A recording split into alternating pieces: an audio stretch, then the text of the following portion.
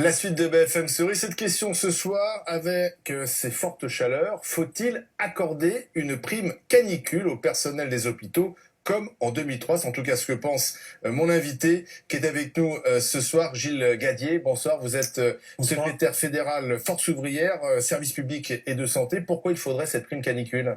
Il faudrait cette prime canicule car les fortes chaleurs font que l'augmentation de la charge de travail est réelle et donc la prise en compte de la pénibilité au travail pour les professionnels de santé se doit de réactiver la prime canicule qui avait été versée, je rappelle, en 2003. Alors justement, en 2003, vous aviez touché une prime entre 90 et 130 euros, c'est ça? C'est ça, 130 euros pour ceux qui avaient passé 6 jours ou plus pendant la période de canicule en activité et 90 euros pour ceux qui avaient passé moins de 6 jours.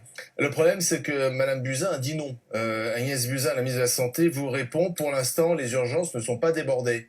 Oui, alors Madame Buzyn prend l'exemple des urgences. D'ailleurs, c'est très étonnant car le courrier qu'on lui a adressé en lettre ouverte par le biais de notre secrétaire général Didier Birig ne fait pas et ne mentionne pas les urgences de manière particulière.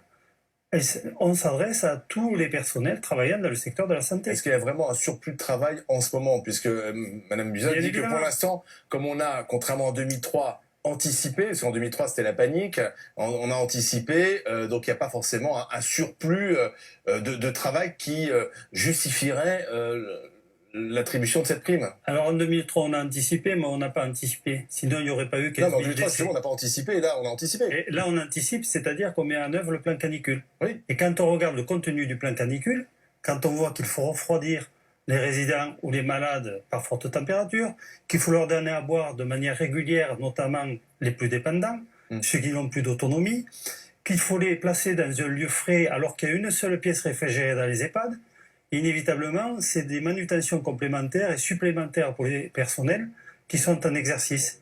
Donc inévitablement, c'est une charge de travail complémentaire. Madame Buzyn n'a pas bien mesuré les choses, et notamment, je rappelle que alors qu'il n'y avait pas eu d'anticipation en 2003, la charge de travail avait été évaluée à plus de 20%. Sauf que là, ça fait partie du job, enfin, effectivement, prendre soin des personnes âgées, peut-être un peu plus en ce moment parce qu'il fait chaud. Alors, ça ne fait pas partie du job, comme vous dites, je vais vous expliquer pourquoi, c'est très simple. Parce qu'il y a des recommandations de l'Institut national de recherche et de sécurité, de la Caisse nationale d'assurance maladie, qui précisent que en cas de forte chaleur, et notamment les pics que l'on connaît à l'heure actuelle, il faut que les personnels, qui sont aussi des hommes et des femmes, se préservent. Et pour se préserver, il faudrait qu'ils baissent leur intensité de travail. Et je viens de vous expliquer justement qu'en fait, ils majorent l'intensité de travail pour faire face aux besoins des résidents et des malades. Alors, dernier argument avancé par la ministre, elle rappelle que les personnels non médicaux des hôpitaux bénéficient depuis juillet, donc c'est récent, d'une prime de 100 euros net par mois pour prendre en compte, dit-elle, les risques et incivilités auxquels ils sont soumis au quotidien. Alors, je vous répondrai que Mme Buzyn focalise sur les urgences, à nouveau. Mais je comprends qu'elle focalise sur les urgences parce qu'elle avait dit non à la reconnaissance d'une prime spécifique pour les personnels des urgences quand ils étaient en grève.